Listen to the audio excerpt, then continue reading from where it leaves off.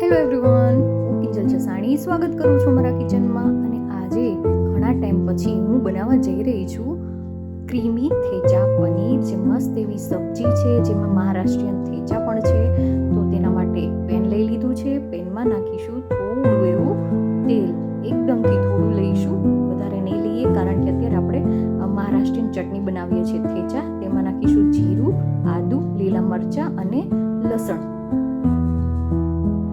લીલું મરચું મેં એક જ લીધું છે, કારણ કે તીખું છે. હવે એને થોડીવાર માટે સાતળી લઈશું અને લો ફ્લેમ પર સાતળીશું.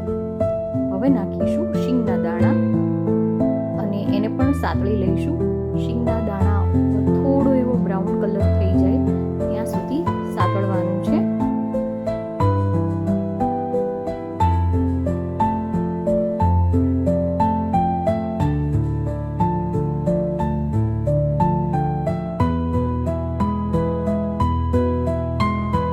સરસ બધું શેકાઈ ગયું છે, સુગંધ પણ બહુ સરસ આવે છે. જોઈ શકાય છે કે શીંગ, લસણ આ બધાનો પર થોડો બ્રાઉન કલર આવી ગયો છે. તો એને સાઈડ પર રાખી દઈશું ઠંડુ થવા માટે. હવે એક પ્લેટમાં લઈશું પનીર અને પનીરના એકદમથી નાના પીસ કરી લઈશું.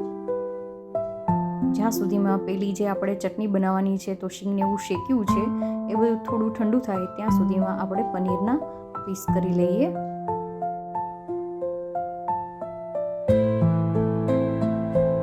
મહારાષ્ટ્રીયન થેચા જે પણ બનાવે છે તેણે ખાધું જ હશે, તો એ જ ટેસ્ટમાં આપણે પનીરની સબ્જી બનાવવાના છીએ. તો પનીર કટ થઈ ગયું છે.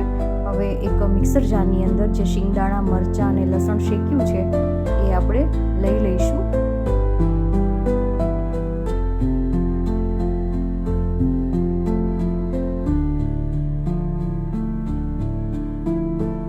હવે નાખીશું લીંબુનો રસ થોડો નાખી દઈએ. હવે તમારે વધારે લીંબુથી ખટાશ આવતી હોય તો થોડી ખાંડ નાખવી હોય તો નાખી શકો છો, પણ મેં અત્યારે ખાંડ નથી લીધી. હવે લઈશું કોથમીર, જે દાંડલી સહિત કોથમીર લીધી છે. હવે લઈશું સ્વાદ પ્રમાણે મીઠું.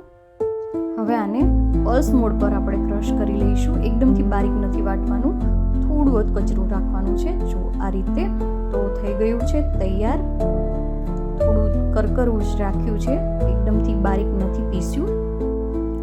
આ ટાઈપની ચટણી તૈયાર કરી લેવાની. હવે ફરીથી પેન લઈશું અને તેમાં થોડું તેલ લઈશું.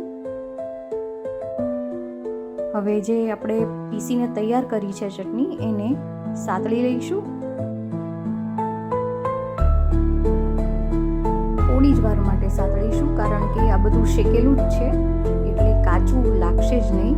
કારણ કે આપણે ક્રશ કરતાં પહેલાં બધું મરચું જે છે, શીંગ છે અને લસણ છે, એ બધાને થોડું સાતળી લીધું છે, પણ અત્યારે થોડી જ વાર સાતળીશું. હવે થોડી વાર પછી તેમાં એડ કરીશું ફ્રેશ ક્રીમ. તમે કોઈ પણ ક્રીમ લઈ શકો છો, કે પછી ઘરનું તાજું બનાવેલું ક્રીમ પણ તમે લઈ શકો છો, પણ બહારનું લેશો ને તો વધારે ટેસ્ટી થશે. આ રીતે થોડી વાર માટે ગેસ પર રાખીશું અને ક્રીમ અને જે આપણી ચટણી છે એને સારી રીતે મિક્સ કરી લઈશું. હવે તેમાં એડ કરીશું પનીરના પીસ. આને મેં પહેલાં સાતળ્યા નથી, આમ જ તે મેં એડ કર્યા છે. તો પનીર નાખ્યા પછી પણ 1 થી 2 મિનિટ માટે ગેસ પર રાખીશું અને સારી રીતે આવી રીતે ચલાવતા રહીશું. તો આ જે ક્રીમી થેચા પનીર જે છે ને, તે 2 જ મિનિટમાં હવે તૈયાર થઈ જશે. અને જે આ સબ્જી છે તે તમે રોટલી સાથે, પરાઠા સાથે કે પછી બ્રેડ સાથે પણ સર્વ કરી શકો છો. એકદમથી મસ્ત એની સુગંધ આવે છે. તો ક્રીમી થેચા પનીર તૈયાર થઈ ગયું છે.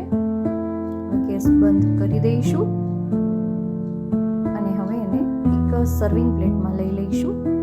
તો થેચા ચટણી તો બધાએ જ બનાવી હશે, પણ એકવાર આ ક્રીમી થેચા પનીર પણ ટ્રાય કરજો, જે એકદમથી સરસ લાગશે અને થોડી અલગ પણ સબ્જી થઈ જશે પનીરની. તો ચોક્કસથી ટ્રાય કરજો. તો આવી નવી રેસીપી શીખવા માટે મારી ચેનલને સબસ્ક્રાઈબ કરવાનું ભૂલતા નહીં. મળીશું ફરીથી, ત્યાં સુધી રજા લઈશ. આવજો. જય શ્રી કૃષ્ણ.